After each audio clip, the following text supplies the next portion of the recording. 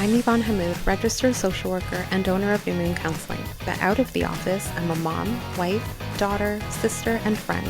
Join me each week as I sit with a special guest to discuss everyday things that impact our mental health.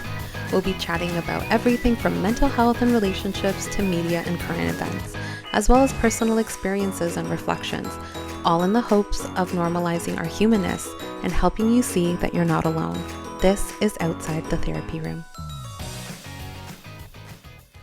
Hi everyone, welcome to our mini-sode of Outside the Therapy Room. I had put on social media a poll of what you wanted to hear in our mini-sode, and I will be doing both. I had put solo dates and what is validation. But for this month, we are going to, or I guess for this episode, we're going to focus on solo dates, and then stay tuned next month for the mini-sode on validation.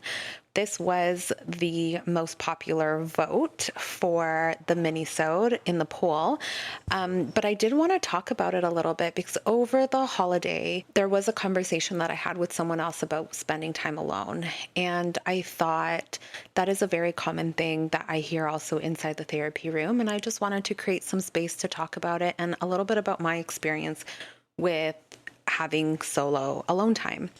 I was always really uncomfortable with spending time alone. I remember at the beginning of my relationship with my now husband, I would constantly be wanting to do things with him or staying at home or spending time with friends.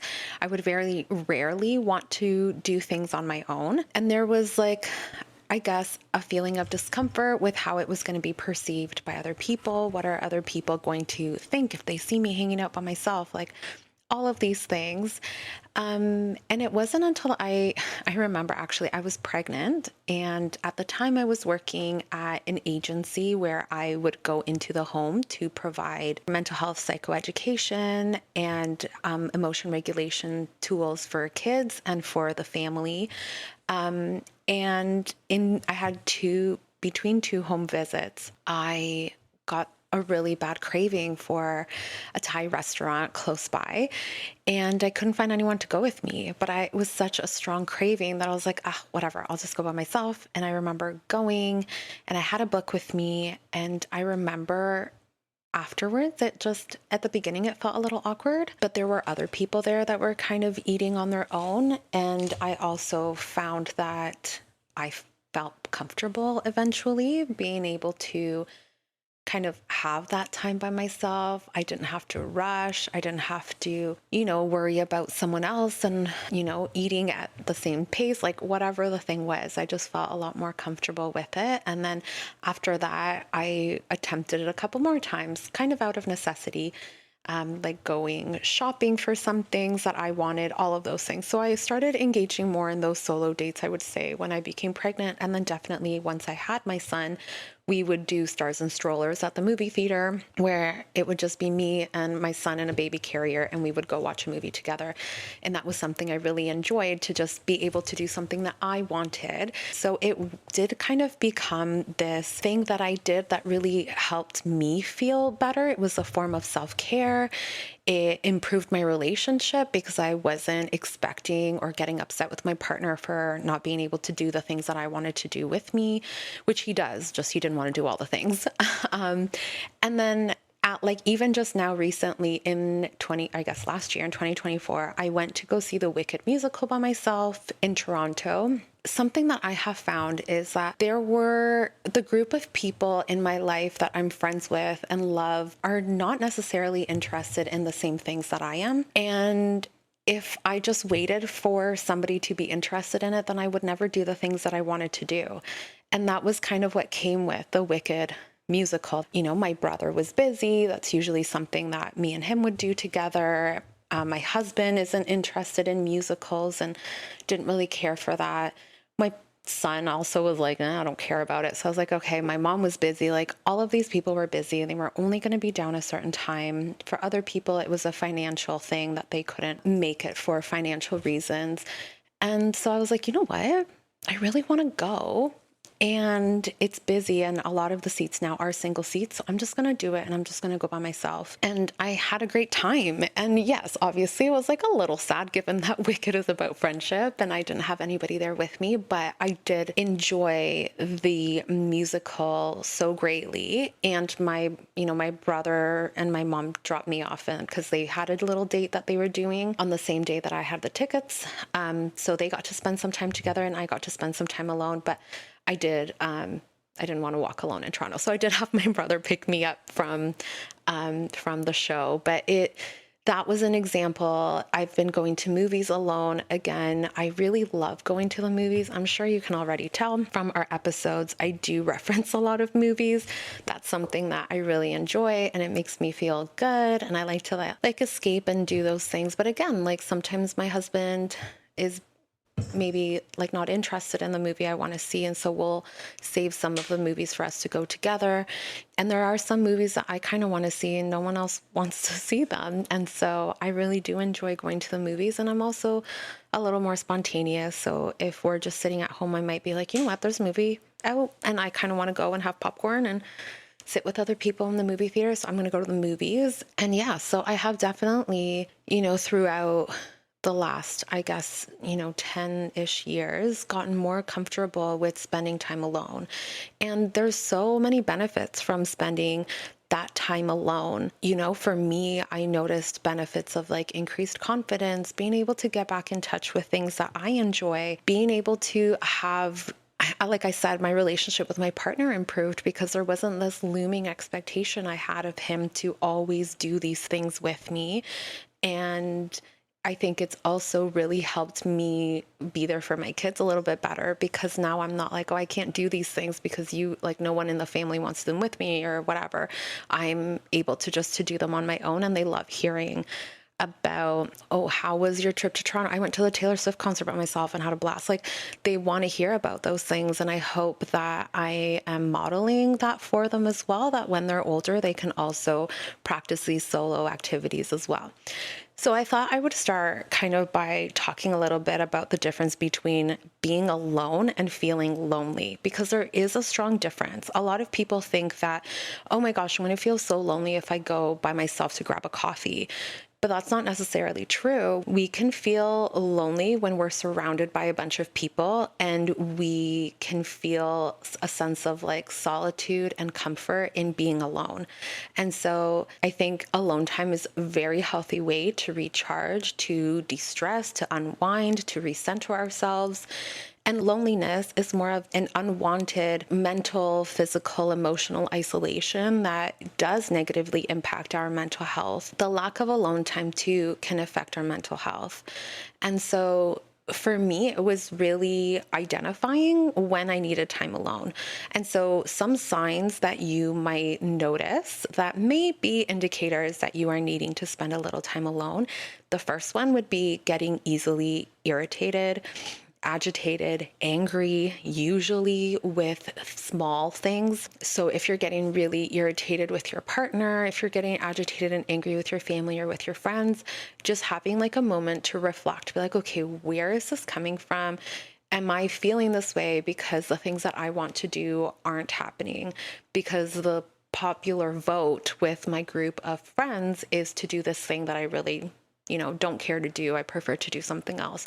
So sometimes it's also this overwhelm that we have with constantly feeling like we are doing for everyone. And as a mom, I hope, like, I'm sure other moms relate to me as well, but as a mom, like, I'm constantly doing everything for everyone. I'm doing things for my kids to make sure they're fed, for my family. At work, I'm doing things for everyone. And so a lot of the times that irritation can come because I am lacking focusing a little bit on myself. I'm lacking the ability to just, take care of myself. And so sometimes that irritation can spread outward to the people around us. So if you find that that's how you're feeling, again, do a quick little check-in, and that might be a sign that you're needing some time alone.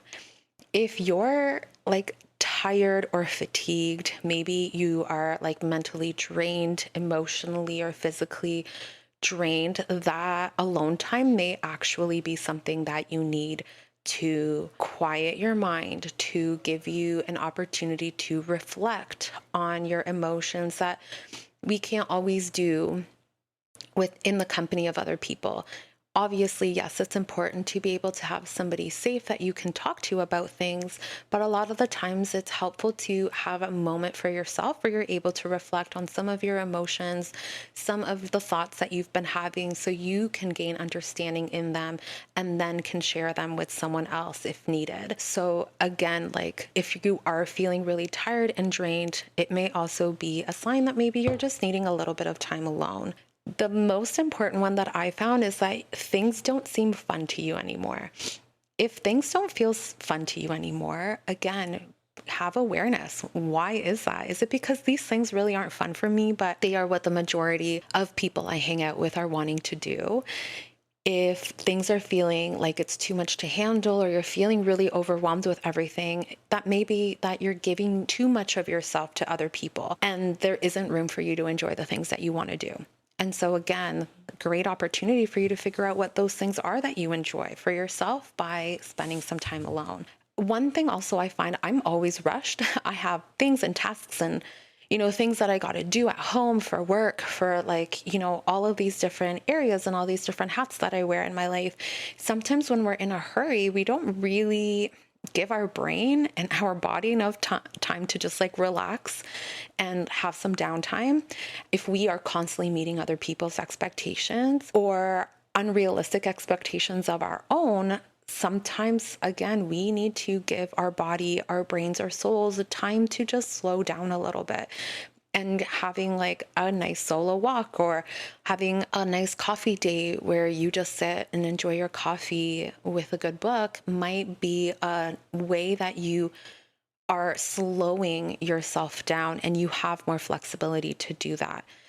Some other really quick things are having trouble concentrating, getting anxious about spending time alone. Again, if that's very rare for you, being able to, again, reflect, why am I suddenly becoming so anxious about spending time with other people? Yes, obviously spending time alone, we just talked about how that can be helpful, but it can be really, really hard to spend time alone. Like I mentioned in the beginning, at the beginning, when I was pregnant and really wanted to eat, there was some of that anxiety and fear because of the social stigma about being alone. Like, how are other people perceiving me? What is the story that they are saying about me enjoying this meal? And honestly, it was probably nothing, because when I saw people eating at the restaurant, I was like, oh, that's nice. They're having their lunch. It wasn't this huge thought, but a lot of the times that social stigma can make it really difficult for us to spend that time alone, or it kind of increases our anxiety. We're worried that we are going to be exposed to negative attitudes about from other people for spending time alone, or we feel guilty for how other people in our lives are going to respond if we do take ourselves out on a date. So if I do go and see a movie that somebody in my life wanted to see, they might be upset at me. So yes, but we're not responsible for other people's emotion. That could be a conversation on what to do next time. Another thing that may make it a little hard to spend that time alone is when we are alone, we are also alone with our distressing thoughts, with our feelings that maybe we have been avoiding by constantly being go, go, go. So sometimes we don't want to spend time alone because we know we're going to be flooded by all of these really overwhelming thoughts and emotions. And yes, that can be very painful. It can be very difficult. So starting small and trying to focus on the present. So using the grounding exercise of the 5, 4, 3, 2, 1 is really helpful for me. So I'm sure people can relate to this, but sometimes I'll be like, ooh, I'm going to read a book, and I will get my book out and I'm reading, but I'm not actually absorbing anything that I'm reading. So I'm reading, but I'm having to reread it and reread the paragraph because it's not actually sinking in. And a lot of the times I'm like, okay, I'm obviously not focusing on this. I'm not being present. And so I'll do the 5, 4, 3, 2, 1 method, which is looking around and naming 5 things that you can see, 4 things that you can feel, 3 things that you can hear, 2 things that you can smell, and 1 thing that you can taste. And then being able to have that opportunity to just ground yourself gives you a little bit of a break from those thoughts and those heavy emotions that are sitting. And when possible, when you have had a little bit of that space between your thoughts and feelings, maybe then you can open that up again slowly so that you can use that time alone to, in a more manageable way, be able to reflect on those thoughts and those emotions, because maybe they do need to be heard. But when they're flooding in, that's not going to be helpful. So trying to use that grounding exercise to do what you want, like the activity you want to do on your own, and then maybe putting a couple minutes aside to gently, and again, with internal boundaries, be able to reflect on some of those thoughts and feelings that are coming up for you. The other reason why it might be hard to spend time alone, and this one is, it kind of depends on the person. If you lack experience in being alone, you're just not used to it. And so it can kind of be really uncomfortable. It can feel disconnected or detached from other people, which can bring up that feeling of uncertainty or anxiety.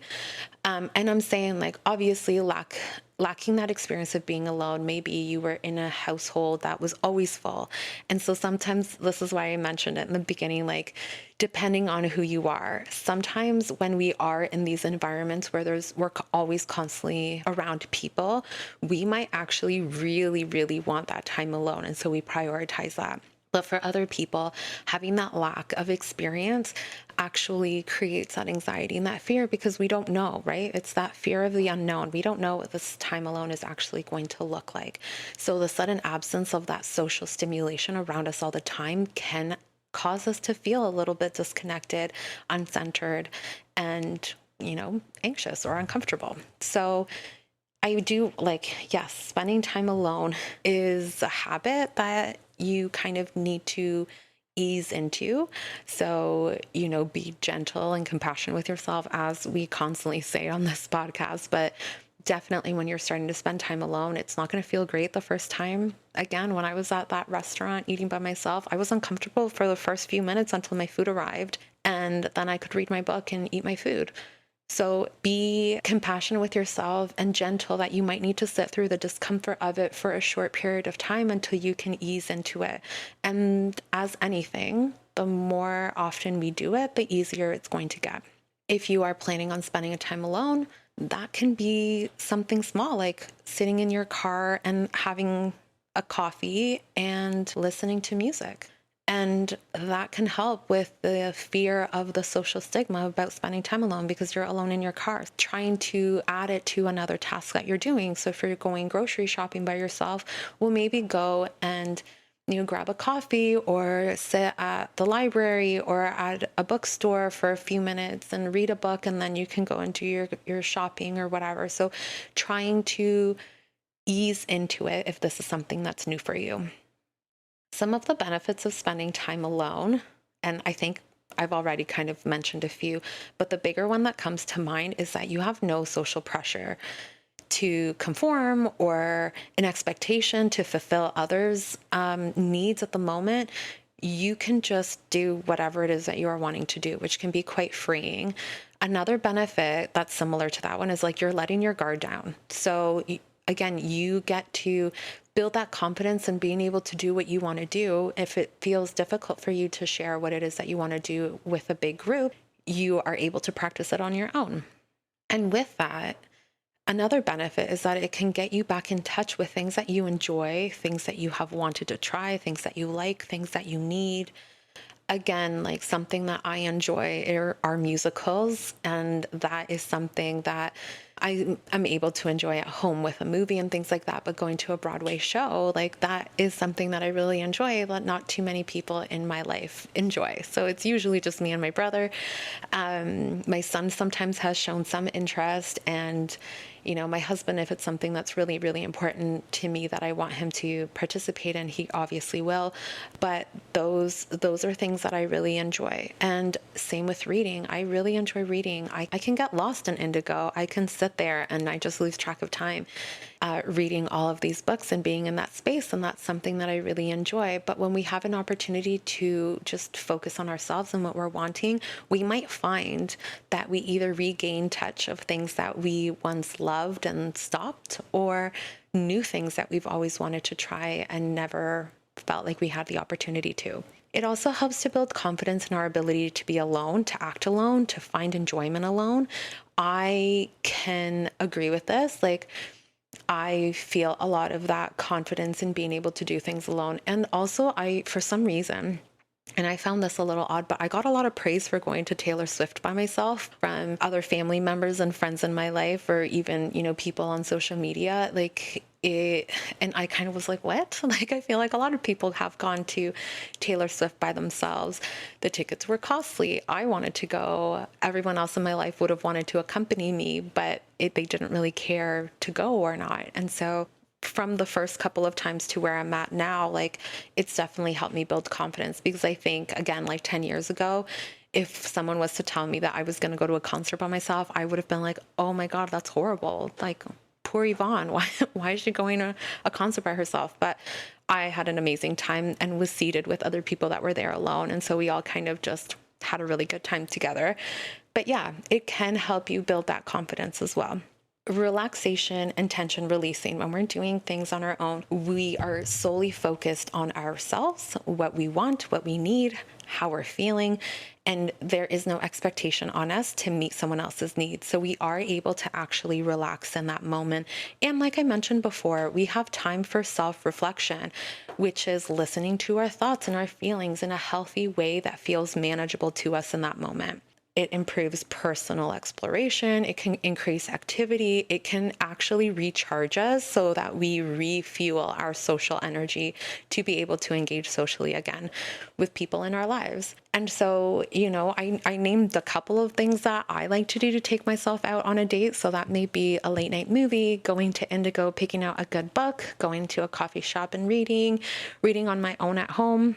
Some people go on trips alone, or little trips around your town that you might want to do on your own. You can go shopping, you can go for a bike ride. Anything that is just you being able to spend that time alone is going to be beneficial in this way. So take yourself out on a solo date. Figure out what it is that you have wanted or have been putting off, waiting for other people to want the same thing you have, and go and enjoy that and see how you feel. Do a little journal. See how maybe the first time, like I said, it's going to feel weird and awkward, but the more that you do it, you're going to feel more comfortable with it.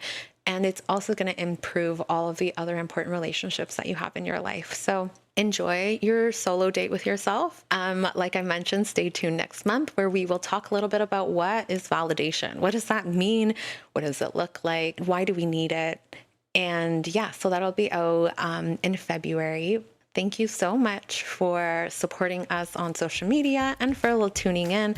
I hope this was helpful, and I will see you next time. Thanks. Bye. Thank you for listening to Outside the Therapy Room.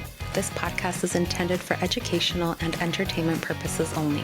If you reside in Ontario and are interested in working with one of our therapists, please visit our website in the show notes. If you reside outside of Ontario, a quick Google search or search through Psychology Today will help you find a therapist near you.